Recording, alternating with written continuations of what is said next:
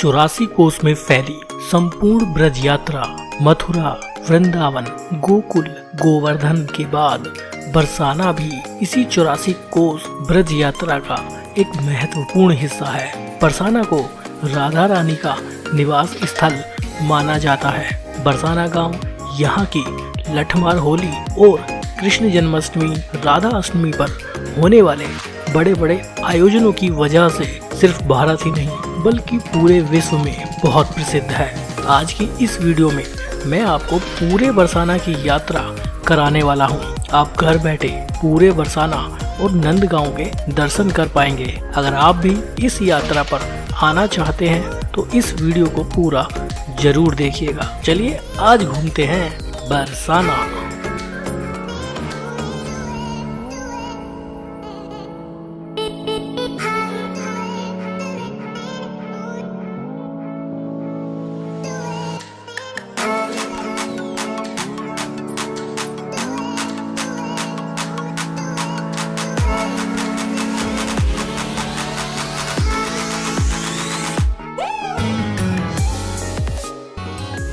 अगर आप भारत के अलग अलग कोनों से बरसाना आना चाहते हैं तो अब बाई फ्लाइट आगरा तक आ सकते हैं।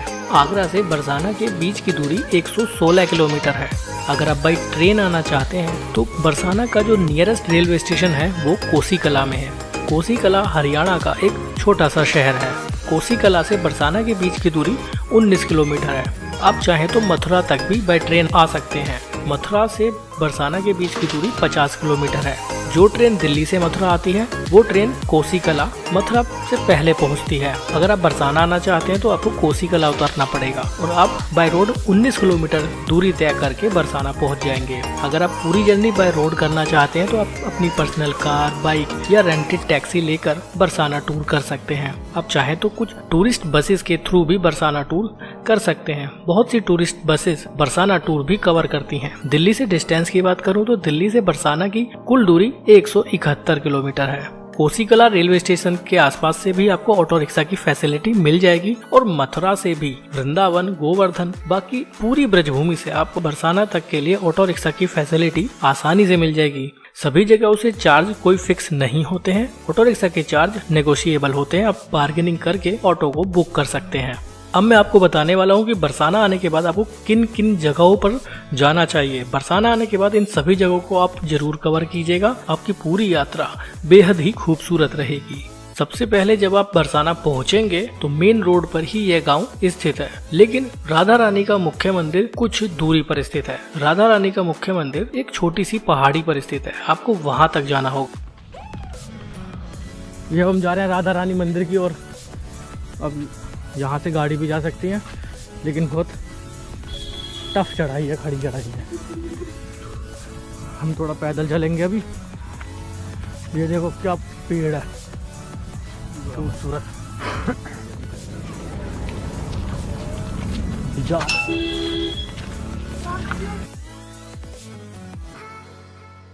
अगर आप लठमार होली के समय पर पहुंचते हैं तो आपकी गाड़ी गांव में अंदर प्रवेश नहीं कर पाएगी। आपको बाहर रोड पर ही गाड़ी को पार्किंग में लगाना पड़ेगा। अगर आप कृष्ण जन्माष्टमी या राधा जन्माष्टमी के अवसर पर आते हैं तो भी आपको गाड़ी बाहर ही लगानी पड़ेगी। लेकिन अगर इन सभी सीजन के अलावा आप किसी दूसरे महीने में आते हैं तो आप अपनी कार को बरसाना गाँव के भीतर से पहाड़ी तक भी ले जा सकते हैं। यह पूरी तरह से निर्भर करता है कि आप किस मंथ में किस समय पर आए हैं। लठमार होली के समय में पूरे बरसाना गांव में बहुत ज्यादा चहल पहल रहती है। पूरे बरसाना गांव की सभी गलियों में होली का आयोजन किया जाता है, तो ऐसे में संभव नहीं है कि आप अपनी गाड़ी गांव में लेकर आ पाए। वैसे तो बरसाना में स्थित कुशल बिहारी महाराज जी के मंदिर के भीतर ही कार पार्किंग भी बनाई गई है। आप अपनी गाड़ी वहां तक भी ला सकते हैं। यहाँ पर एक कार का पार्किंग शुल्क है मात्र 40 रुपए। कुशल बिहारी महाराज मंदिर का निर्माण जयपुर रियासत के महाराजा सवाई माधो सिंह ने अपनी पटरानी कुशाल कंवर की स्मृति में भगवान श्री कृष्ण और राधा को समर्पित किया था। यह मंदिर अपनी स्थापत्य शैली के लिए बहुत ज्यादा प्रसिद्ध है। इस मंदिर का निर्माण भरतपुर में स्थित बंसी पहाड़पुर से पत्थर लाकर करवाया गया था। मंदिर का निर्माण 14 साल में पूरा हुआ था। यह मंदिर 1813 में बनकर तैयार हुआ था। ये है बरसाना का पहला पड़ाव।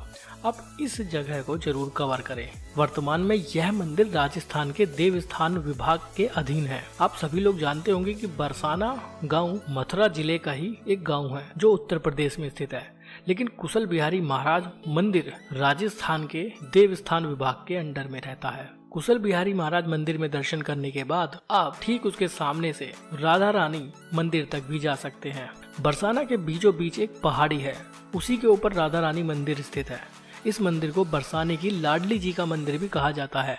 राधा रानी का प्राचीन मंदिर मध्यकालीन है जो लाल और पीले पत्थर से बनाया गया है। राधा कृष्ण को समर्पित इस भव्य और सुंदर मंदिर का निर्माण राजा वीर सिंह ने सन 1675 में करवाया था।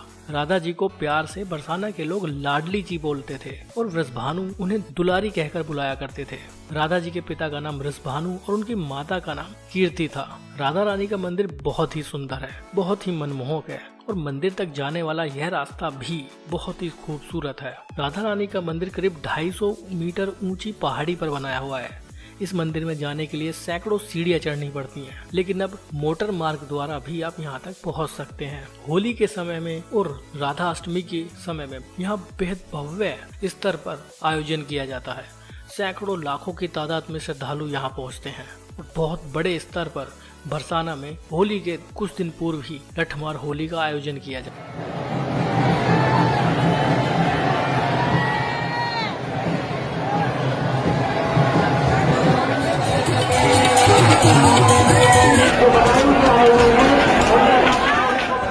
राधा रानी के इस महल से अब बरसाना गांव के भी बेहद खूबसूरत नज़ारे देख सकते हैं। यहाँ से आपको रंगीली महल भी देखने के लिए मिलेगा। मंदिर की ओर जाने वाला रास्ता बेहद सुंदर है। रास्ते में दोनों तरफ बेहद ही सुंदर पेड़ पौधे लगे हुए हैं। खाने पीने की व्यवस्था का भी इंतजाम पूरे रास्ते में आपको देखने के लिए मिलेगा। साथ ही साथ प्रसाद की दुकानें भी आपको रास्ते में देखने के लिए मिलेगी। राधा रानी मंदिर की ओर जाने वाले रास्ते में एक निशुल्क भोजनालय भी है, जहां अमूमन निशुल्क भंडारे का आयोजन चलता रहता है।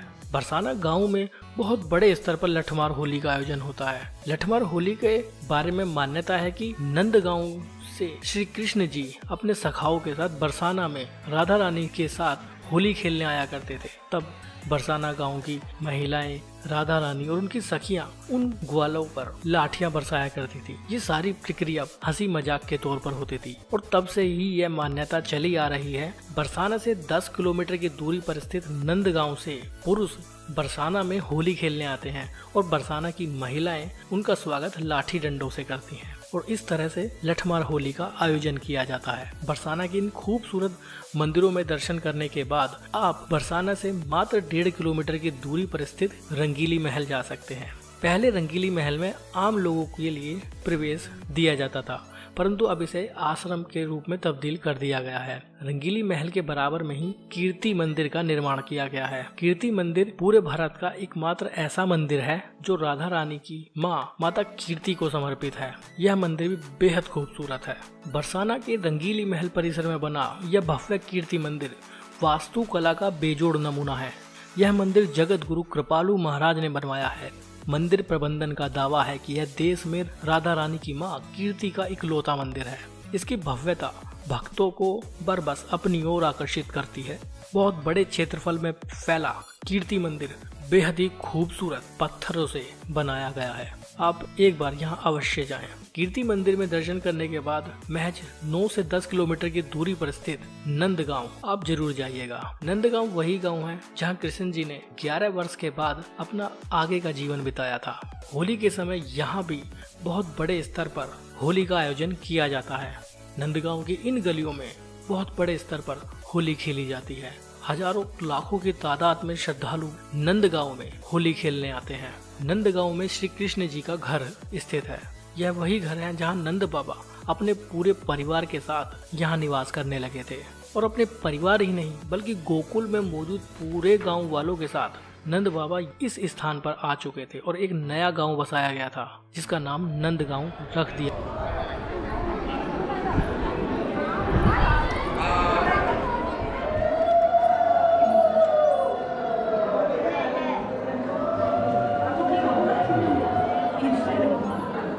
और यहाँ कंस के लिए श्राप था, दैत्य राक्षस कोई नहीं आएगा, राक्षस दैत्य यदि आएगा पाषाण हो जाएगा, पत्थर का बन जाएगा। तो गोकुल गांव छोड़ करके यहीं पे बालकृष्ण भगवान को लेके नंद बाबा रहे थे। यहाँ अभी दर्शन खुलेगा, पूरे परिवार का दर्शन है। अयोध्या में जिस प्रकार मर्यादा पुरुषोत्तम राम जी का घर है, उसी प्रकार ये लीला पुरुषोत्तम भगवान कृष्ण का निजी घर है। हाथ जोड़ो सब लोग और जय बोलो नंद बाबा की, वृंदावन बिहारी लाल की, अपने अपने गुरु महाराज की, आज के आनंद की। सब लोग बोलो राधे राधे, राधे राधे। यह मंदिर भी बेहद भव्य है। यहाँ श्री कृष्ण जी के पूरे परिवार के दर्शन आप एक साथ कर पाएंगे, जो अपने आप में एक अनोखा अनुभव रखता है। यहाँ भी प्रतिदिन एक भंडारे का आयोजन चलता रहता है। अब भंडारे का प्रसाद भी अवश्य ग्रहण करें।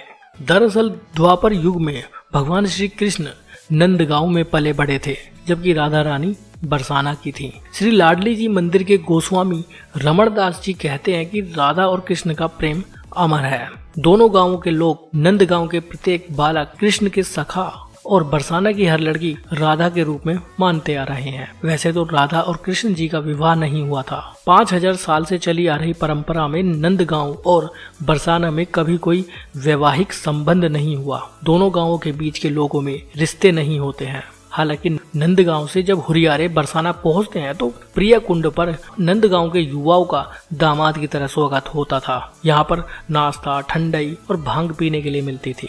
इसके बाद तैयार होकर हुरियारे दौड़ते हुए श्री लाडली जी के मंदिर चले जाया करते थे। यहाँ से लौटने के बाद नंदगांव के पुरुष बरसाना आकर यहाँ की महिलाओं को भाभी कहकर छेड़ते थे। इसके बाद यहाँ की महिलाएं लाठियां बरसाती थी।